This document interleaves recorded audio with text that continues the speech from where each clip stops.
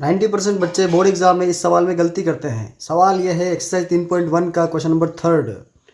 सवाल है जी, आपकी स्क्रीन पर देख सकते हैं आप लोग। अनुपातों A1/A2 B1/B2 और C1/C2 की तुलना कर ज्ञात कीजिए कि निम्नलिखित समीकरणों के युग्म संगत है या असंगत है। इससे पहले वाले क्वेश्चन सेकंड के अंदर में पूछा गया था कि आप बताइए कि रेखाएं प्रतिच्छेदी है, समांतर है या संपाती है, हल कितने हैं, एक हल है, अनेक हल है, कोई हल नहीं है। और यहाँ वही कंसेप्ट है, सिर्फ और सिर्फ यदि हल संभव हो तो संगत होगा और अगर हल नहीं है तो असंगत होगा। यानी कंडीशन 3 बनती है, जिसमें से 2 कंडीशन में एक हल और अनेक हल वाले में तो संगत मानना है, और अगर समांतर है कोई हल नहीं तो उसको समीकरण को हम असंगत बोलेंगे। तो आइए इस सवाल पहले सवाल की बात करते हैं। इसका फर्स्ट क्वेश्चन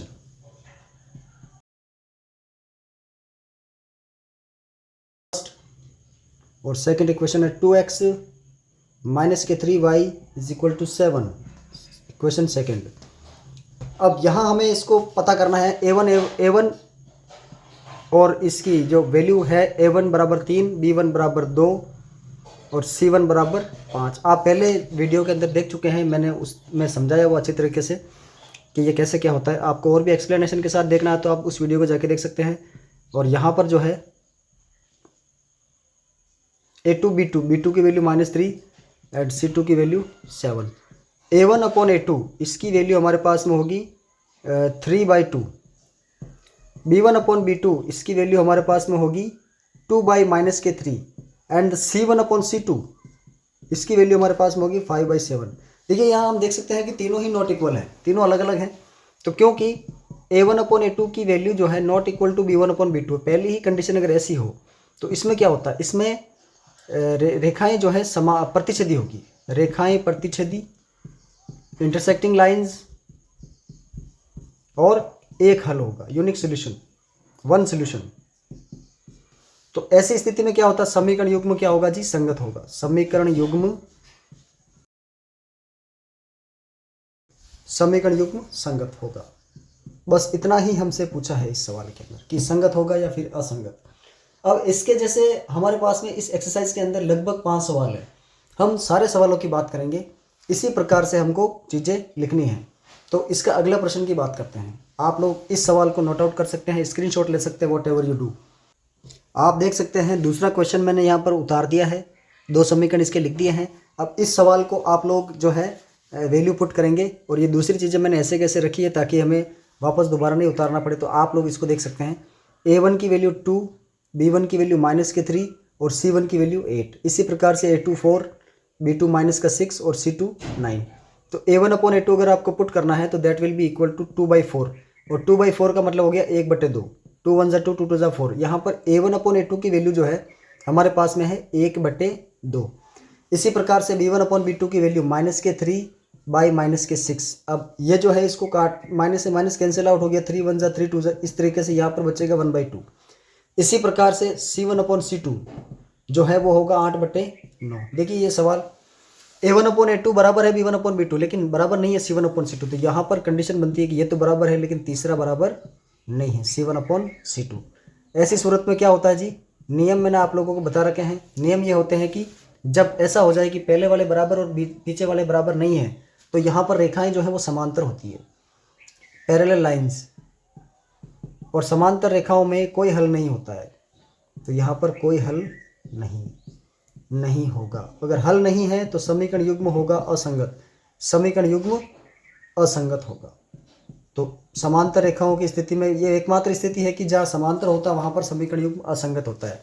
तो इसका दूसरा क्वेश्चन कुछ इस प्रकार से हम लोग करेंगे। इसी प्रकार मैं लाइन टू लाइन आप लोगों को सारे क्वेश्चंस सॉल्व करवा देता हूँ। तीसरे क्वेश्चन की बात चलिए हम यहीं कर लेते हैं, इसको मिटाएंगे नहीं, अगले सवाल की जो है बात हम आगे कर लेते हैं। तीसरा प्रश्न आपके है कि थोड़ा सा अलग है, थोड़ा सा हो सकता है कि आप लोगों को थोड़ी सी दिक्कत हो इसमें, तो मैं इसको सॉल्व करवा देता हूँ।